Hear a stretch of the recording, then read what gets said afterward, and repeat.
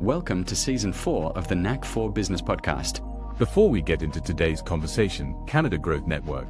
Here's the math. A full CRM, email marketing, funnels, and automations for less than a coffee a day.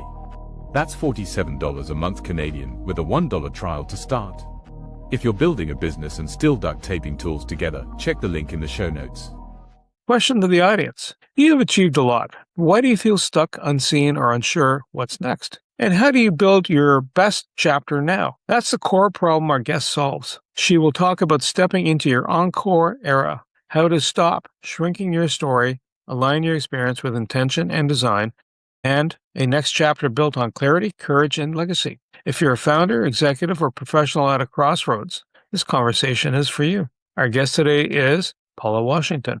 She's a business and leadership strategist, speaker, author, who helps seasoned professionals, especially women leaders, step boldly into what she calls their ENCORE era, a powerful season where experience meets intention and legacy. Through her signature frameworks, the ENCORE Playbook and the ENCORE Reset Journal, Paula guides high-achieving leaders to refine and redefine their success on their own terms, with clarity, confidence, and courage. Her work is deeply personal, rooted in a legacy of visionary women, from a great-grandmother who earned a college degree in 1894, not 1984, but 1894, to a Juilliard-trained real estate savvy grandmother, to a trailblazing mother in banking. With sharp strategy, real-world insight, and a dose of laughter, Paula challenges leaders to stop shrinking their story and start building what comes next on purpose. Paula, it's an absolute pleasure having you here today. How are you? And give your favorite quote or saying you'd like to share with us. Well, I am doing wonderful, and it's so good to be here. Favorite quote, tell thy own self be true. Because we're talking about our ENCORE era, so we're going to be true to ourselves and pay attention. So what made you believe the best is still ahead? And we've traveled the miles we've traveled or the kilometers, depending where you are in the world. But, the best is still ahead. What's the genesis of that thought? It's a good thought. I have no qualms with it, but just what brought you there? Well, I looked at the journey, the previous 60 years, and then I looked at where I am now. And I'm like, wow, I'm doing the greatest things I could ever do at this stage. What happened? We had some family loss a couple of years ago, and I started looking at my mortality, and I looked at what they left. And I was like, well, I'm not finished yet. And I have been toying with this idea about ENCORE, what's next, wanting to repackage my material and share it with people and really, take them to the next stage in life. And so I'm saying, And so that's really what sparked that whole next chapter, best chapter, because at this stage in life, everything makes sense. Can look back and see why everything did or didn't happen, what will or may not happen, very clear on what I would like to happen, and having the wisdom now that I didn't have when I was younger. So it is the most invigorating, exciting time as we mature in our life. That's how I see my best is still ahead. I like the idea of encore, because usually when you hear that in the theater, it means, give us a bit more at a music, whether festival or opera. You just want some more of that, the good stuff. How did you come up with that term? I mean, it's kind of obvious based on what I've just described, but how did that unfold for you? Well, I was looking at everything that I've done, and I realized, when I was caregiving for my mom before she left, that they were all in their 90s and so forth. So I'm in my 60s. Well, what's my contribution? What's my encore? I mean, I've done all this work. I've done a lot of great things. And that's what I did. But now, what do I get to do? And so the whole thing about encore is standing center stage in your own life and showing up for who you are, 100% unapologetically, doing it any way you want to, however you feel like you want to. And giving yourself applause, whether no one else applauds you or not, is just the most freeing and liberating time in your life. So you give yourself an encore. I tell the women, you should give yourself a performance, an Oscar for your lifetime because of what you've had to carry and how you navigated the children, the family, to this, to that, and the other thing. So it's the same thing. Give yourself an award. Honor yourself and let that season be the best season in your life because that's what it's designed to be. So part of it, and I'm going to kind of deke off our path here. So an encore doesn't necessarily, because you're talking about leaders, right? And maybe people leaving their leadership positions. So if they're part of the corporate universe, the encore, it may not be, if they were a CFO, CMO, COO, supervisor, assembly line worker, it matters not where you're in the spectrum. It's there's an encore era that's coming up. Exactly. How does that unfold then to what they're going to do next? I mean, there's always life after, right? Hopefully your identity is not totally tied to your work. So how do you get into that? How do you get that framed into position then? Because now you're going, I've just left what I've done for the last, whether it's the last 20 years or the last 5 years. How do I reframe that? How do I get past that and into the new box of what we're looking at? Well, first, we're going to throw away the box. That's what we're going to do first. Next, we're going to break down ENCORE, ENCORE. E stands for exit with intention. So that means you're looking at, okay, I've done this. That's who I was, who I am now, and where I am now is not going to take me to where I want to be. Even though I may not know what that looks like, let's get a plan for it. Let's create a strategy for it. Let's leverage all of your experience and expertise and everything that you've done, and let's repackage that into something new, whether it's a new ENCORE careers as far as a job, whether you want to set up a business or whether you want to do some type of legacy company or something for your family. Whatever it is, this is the season. That's the E for exit with intention. Be intentional in business and at work. We always have a exit strategy for everything we do under that risk management. So if you are looking at the stage of life you're at, whether you're in your 40s, 50s, 60s, or wherever, every decade you're a new person. Every decade you elevate in who you are, or you should. And if it hasn't happened, it will. And you'll all of a sudden be uncomfortable where you are naturally. So when you go from one season to the next, you're naturally uncomfortable because what served you in the last season will not serve you in the new season. So then we look at N, navigate the new, after the crazy and the chaos. We've all had crazy and chaos in our life. We've caused it, may have been the fryer in the frying pan, or been the frying pan. Doesn't matter. We all caused it, okay? And we own our stuff, but we look at the good things we learned along the way. So we create a strategy around that aligns with the exit strategy. And then we're looking at the next, which is, I feel, the key, which is C, commit. Make a commitment. This is not a diet. You have to commit to yourself to make the changes you want to see as you move forward in your life. Next, you have to be able to communicate that in such a way that it's natural and it's fluid because it's coming from your heart and it's really who you are and what you really want to do. And that equals authentic connections. If you don't have the right relationships, you may want to check yourself before you look at external. Always check internal, then external. Or you may have to leave some groups that you once served you that no longer you outgrew. So you move on. And then we look at for opportunity. Many times people don't see opportunities are all around them and they don't recognize them. So pay attention. There are opportunities all around you. If you don't see them, create them. And then when you see them, seize it. Go for it. Don't sit there and think about it. Oh, well, maybe I do this. Or maybe I'll do that. No, just go. Because the best thing that can happen is you will experience something that you never thought possible. And then we're looking at R, being relevant. One of the things about as we mature, it's very important to be relevant in our own life, but also in our business or career or whatever we're going to do. Because now it's an investment of our time and energy and our cash flow. So if I'm going to do something, it has to be resonant. It has to be resonant, realistic goals that yield results. And so as you go through the ENCORE, you see how it builds on each other. And then the lastly is E for excellence, your personal trademark. You are the go-to person for one thing. Just focus on one thing. That one thing you focus on, you're the go-to person. Now, your ENCORE has begun.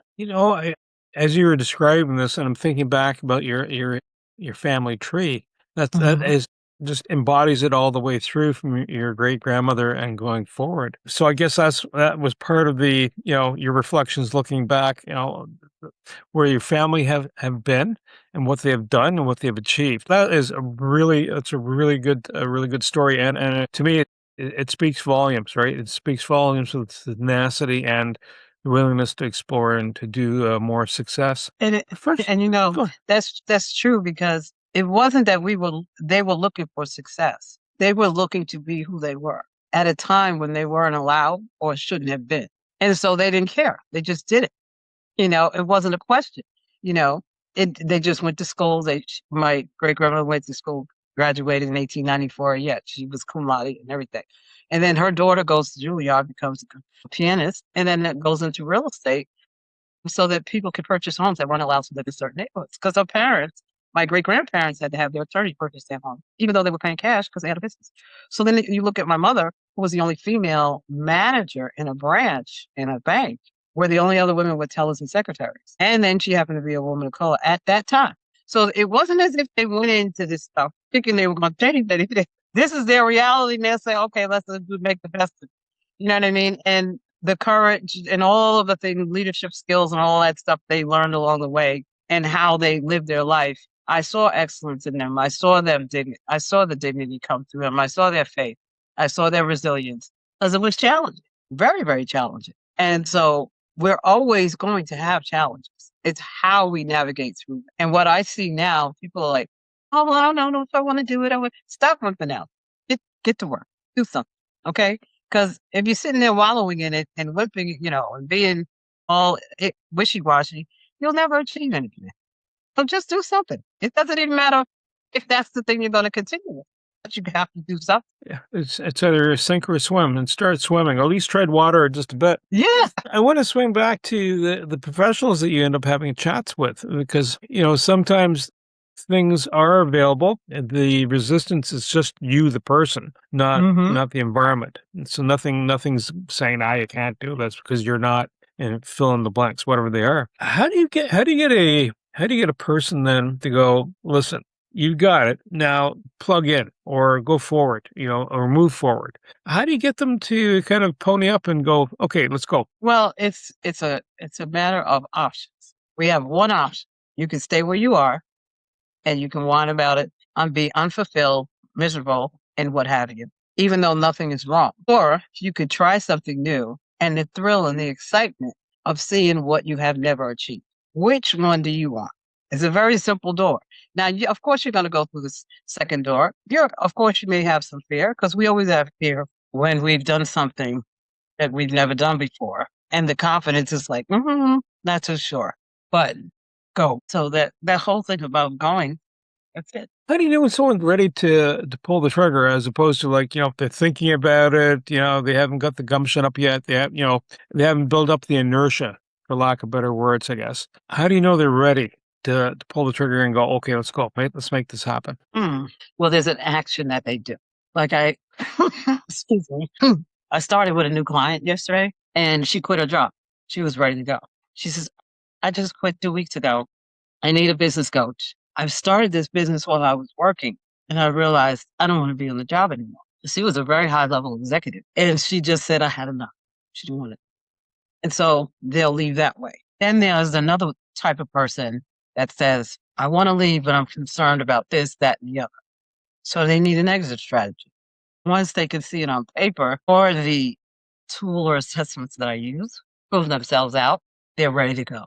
But they have to have some type of confirmation or validation other than somebody telling them, oh, you could do it, you could do it. It has to come from inside. And then there are others that are just like, let's do this. They just want to take a risk and run.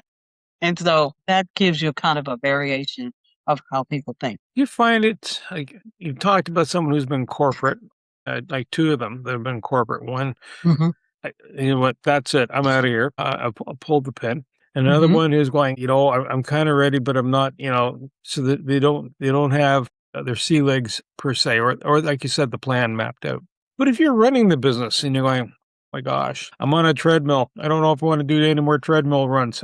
Maybe arm curls are okay, but running on the treadmill, not so much so. How do you help that person then? Kind of like, is that all about the planning again and the strategy, or is it if they want off badly but like immediate, or is it something they can transition and phase out of their life? How do you help them in that space to realize that dream? Well, first I start with the question, what do you want? And they usually don't know.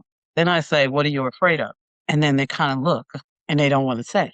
So then we start to have a conversation. And I say, okay, so in your ideal world today, the stage of life you're at, what do you see? would work without any barriers. I always wanted to. And I said, so you forgot what you always wanted to do. And you forgot why you set this business up. I had an executive, very high level. He had about 4 CEOs under him. And so he was getting caught up in that and them and forgot about himself and his own business to the degree that he was like, feeling like he was spiraling in every area of his life. So I kind of walked him through a series of questions and conversation, and he started to remember. And then there was a deal he was looking to go and close that day, and he didn't even want to do it because he just felt so drained. But by the time we finished talking, and then he told me about what it was, I gave him a strategy on how to approach it. Okay, our next meeting, he was off to the races. He actually did the paperwork. I gave him some paperwork to do to help him align everything, and he did it. Yay! When they finished the paperwork. And he was so excited because he actually experienced the results of doing the work. Go figure. And now he realized that he can't, not that he's above them in the sense that he's more than them, but he has to have that space in between to keep his own autonomy. Otherwise, he gets caught up in everything under him and then everything around him. And he's the one that's supposed to see from the top and lead them. And once he realized that, he was so excited because now he got his why back, so to speak. And so he was very excited and moved forward. Now, there are some people that decide, you know what, I don't want to do this anymore. I want to sell the business or close the business. Then we have to come up with a strategy on how to transition them out. Or if they want a family member to take over the business, we have to make sure the family wants to do it because that's another thing.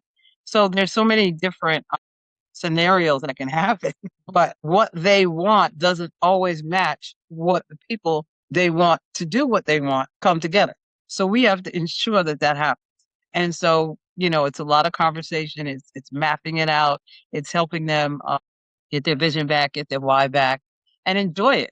You know, we're supposed to enjoy making money. We're supposed to enjoy doing business. We're supposed to enjoy helping people. And we're supposed to enjoy leading and seeing others lead. So if you don't have those things going on, we need to determine why. And maybe you've outgrown the business. Maybe it's time to walk away. Maybe it's time to close it. If it's not making money and it's not doing what you want it to do, close it. If you want to start something else, then let it be a hobby more so than a big organization where you lead people and so forth and so on. Do that, whatever it is. But find something that gives you value.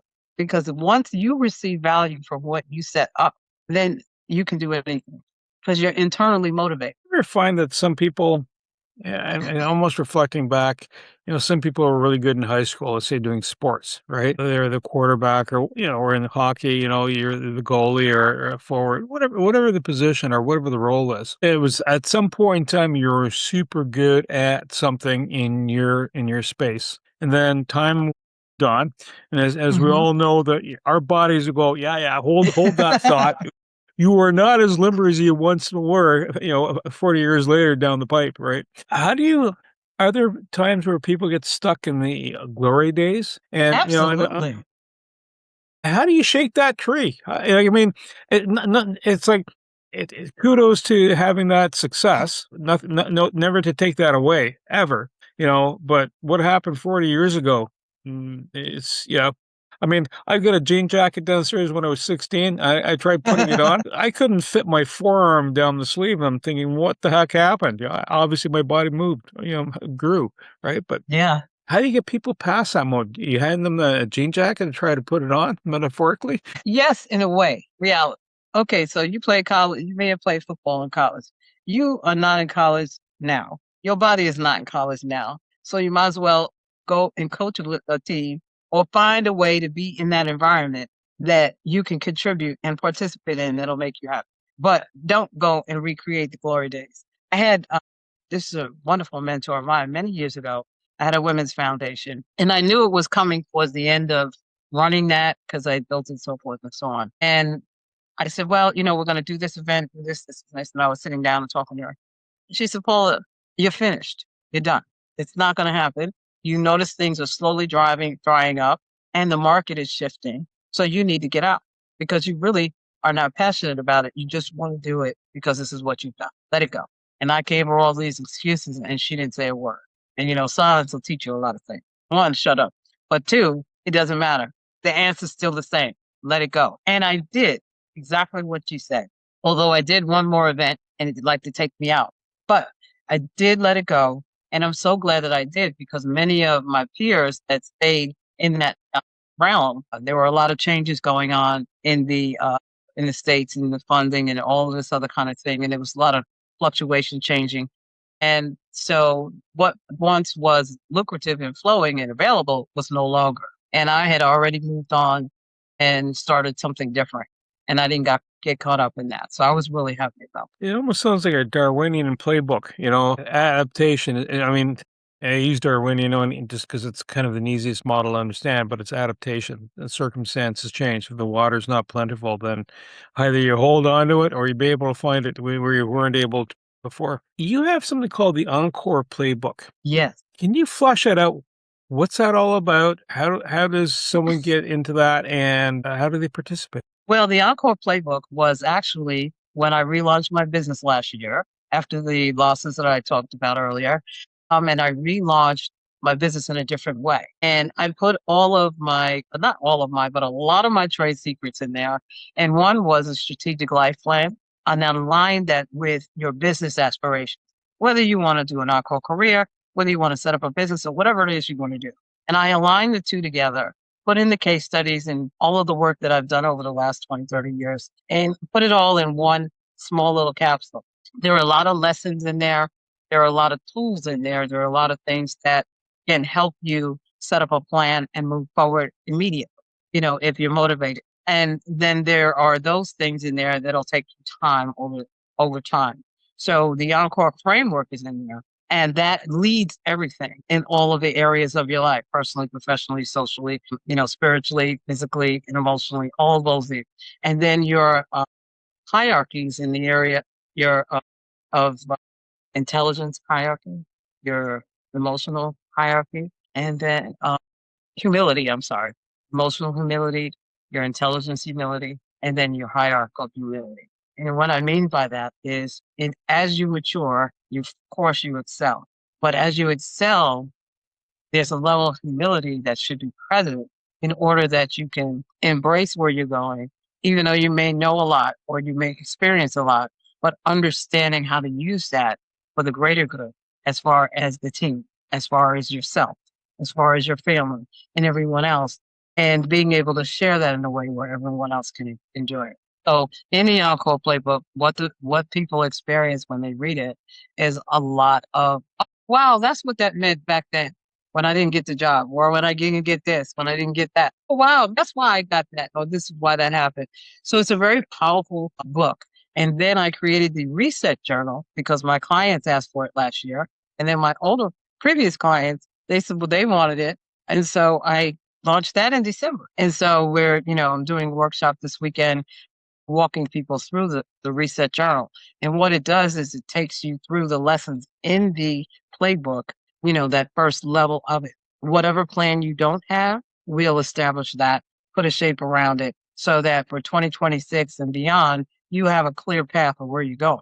Now, how you're going to get there is determined about how we back into it and the strategies and so forth, and then the work that we do together. I seem to recall, this is for professionals. If I recall correctly, the article read, it was in LinkedIn, that a lawyer had, successful in his career. And at one point in time, he also liked doing something else that was totally not within the profession. It was like a hobby.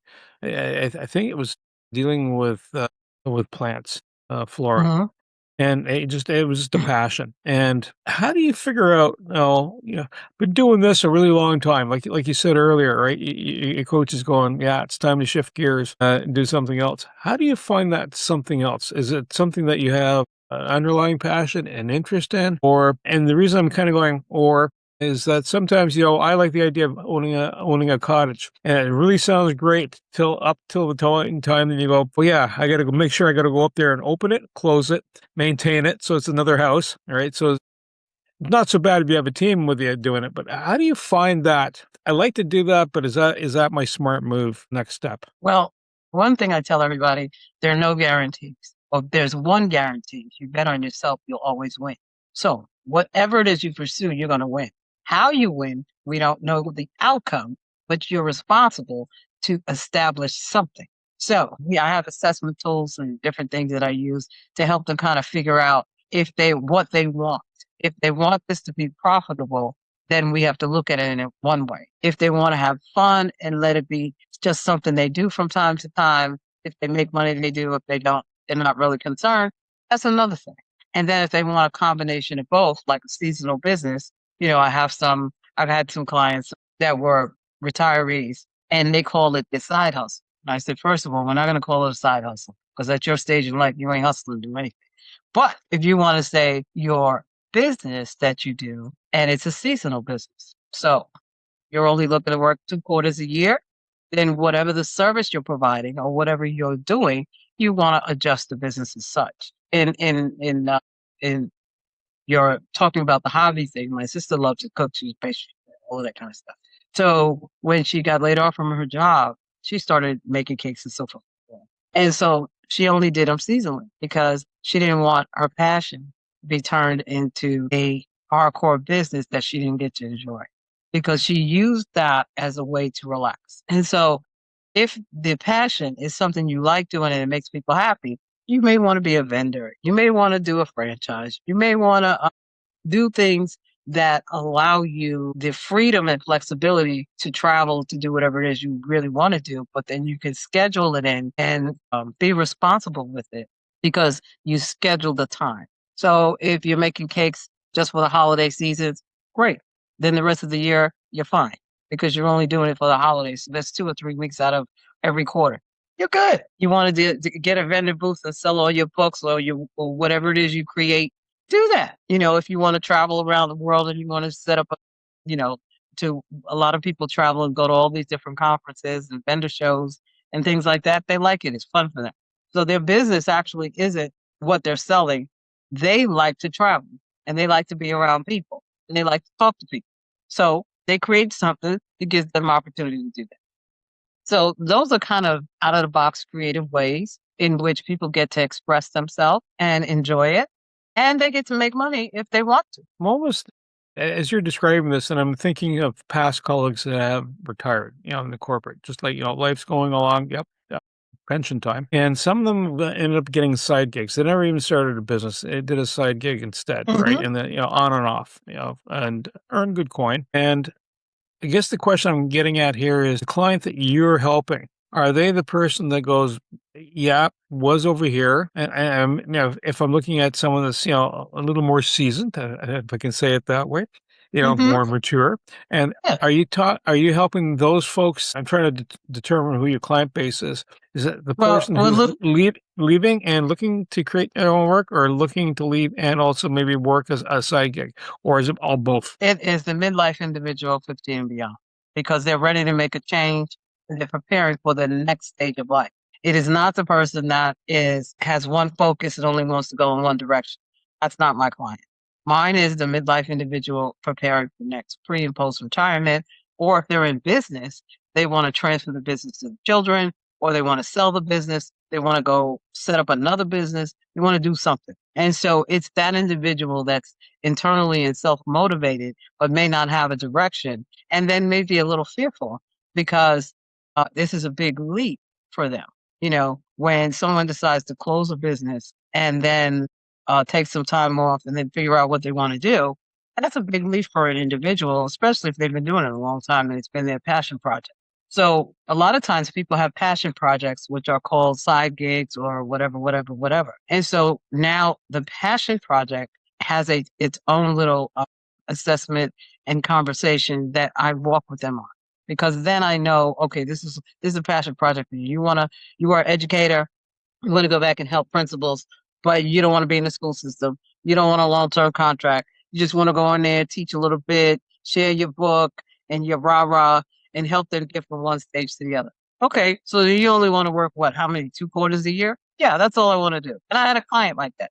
She was an educator like that. She wanted to do that, And so you make room for what they want to do for themselves personally. And then what happens is whatever they're doing with their skills and talents and what have you, they do that with a level of joy and excellence to the degree that they start to do it more than they thought because they feel like I'm not pressed to do it. Because a lot of times what happens with individuals, and I notice even with myself sometimes, if I have to do something and I'm obligated to do something and I really don't want to be obligated, then it's a chore. But if I don't have that obligation and it's my choice, well, then that opens. And so it's all in how you see it as far as perspective. Does that make sense? All that makes perfect sense. And perfect. Sorry. It just is as my brain's picking up all the information going, this is really awesome stuff. And Paula, where were you when I was, going, I'm going to retire from this would have been a perfect stage left process. As a person goes forward and they say, listen, Paula, help me. Is there like because sometimes you need those internal rewards, a little dopamine hit. You need that little, yeah, I'm on the right path. Yay, win.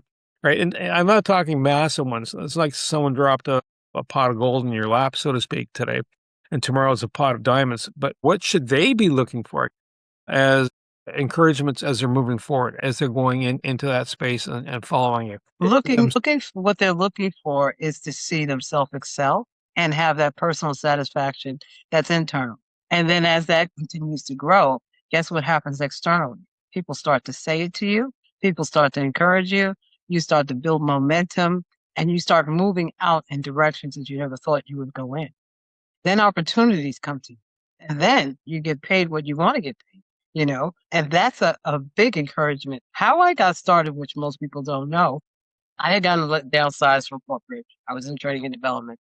Downsized. I went to the SBA to get a loan or to start a business. And at the time, they didn't have a program for women in business. And the director that was there was a little upset and what have you. And I asked what was wrong.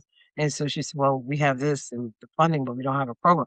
I got a program. No problem. Pull it out of my briefcase, rearrange whatever they needed. She went to the meeting. Boom, I became the spokesperson. So these are opportunities that was a big level of encouragement. What they paid me that day was a big deal to me because I was going to get a loan and I came back with a contract. Those are the not little things, but those are the things that, I send you, like the little kisses on the cheek, the little surprise birdies that drop an opportunity in front of you, And so if you're a person that pays attention, you're going to see those things.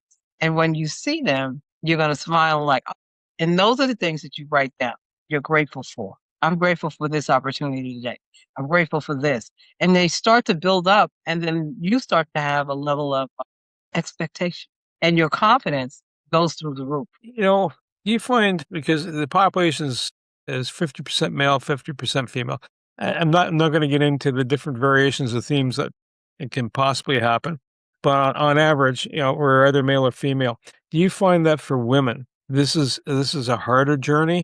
Sometimes, like when I hear the backstory of your family lineage, it almost sounded like no. But I'm not a woman. I've not lived through. I've not lived through any resistance in the overall system, right? In a patriarchal space, being a male, right? So, and I'm being a white male on top of it. So, there's certain things I've not experienced. I've experienced some resistance to certain things because I'm not always of a certain group. But for women, is this something that this is much more needed, much more, it gives, because I watch my spouse working and I'm sitting back, I'm just amazed. Like she just does stuff and I'm sitting there like, geez, I wish I'd thought of that.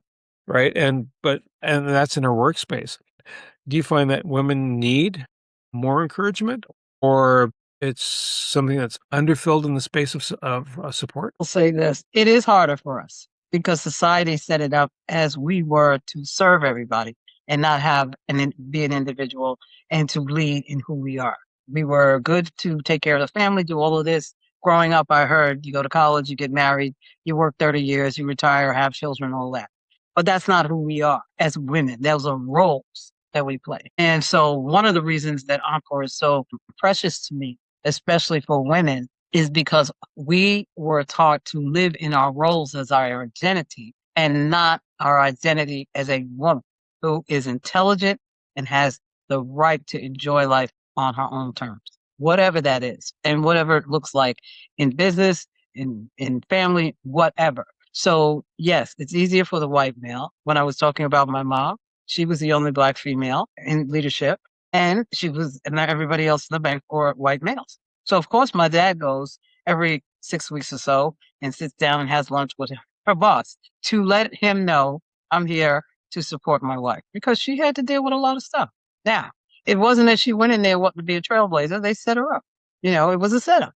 And if we look at situations as what they really are, it what looked like wouldn't work ended up turning around being an incredible opportunity for not just her, but other women to be able to come in management, not just that branch, but other branches that were in a situation where it'd be very difficult. Did she go in thinking that? No, she went in. This is the job they offered me. I took the promotion and I went. That was it. And we as women have to do what we have to do because we're with the children, we're with the family, the caregiving piece, the oldest daughter. And so the responsibilities of caregiving for parents, it's going to happen. You got the teenagers. All of those dynamics of life are the responsibility of a woman in a different way that men will never experience and will never experience what you experience. Not in lessening what you deal with, but what we deal with is far has more depth in it because if we do not protect who we are in our own identity, we'll fall into these roles. And then after the roles are over, then we're sitting there with no know who we are. They talk about empty nesters. Well, your children are for your whole life. You're training and raising them and cultivating them to be individuals and people. But you better have a vision for yourself after they go. If the relationship doesn't work, who were you before the relationship? You should have been a person before you went into it. And that's why I always say, because I went through divorce, don't marry until you know who you are. And you're confident and you're solid in that. And then when you couple with someone that knows who they are, you got a better chance of moving forward. But everybody doesn't grow up the same way and the same time in a relationship, whether it's a marriage, whether it's a partnership, whether it's on a team, whether wherever you are, people have different levels in which they see things, perceive things, and how they grow and will adapt or will not. And they have backgrounds. And so as a female going into business and working in whatever environment she's in, there's an underlying expectation she's there to serve. When in actuality, no, she's there to lead in whatever role she's doing. So yes, it is harder for us. It is difficult to navigate. And what I've created in this ENCORE playbook is to help give them a vision, like a peephole while they're going through those dark times. When I was going through the caregiving the first time with my dad and my mom, and he had a long-term illness, and I'm sitting in the hospital, and the doctors, everybody's losing it. I'm like, okay, he's not going to die. You all are going to go in there and do what you got to do. So the tears coming down on this side, and on the other side, I'm sitting there typing up a business plan. So, I mean, you know what I mean? You smile through your tears. But we as women, that's what we do because we don't have the luxury of time, especially if we're responsible for our household 100% by ourselves. And even if we're not, we still don't have the luxury of time of being who we are. I hope that kind of gives you a clarity of it. Paul, I remember one time a coworker of mine came up to me and she says to me, she says, your boss is a woman. And I said, you've always reported to guys. I said, yeah.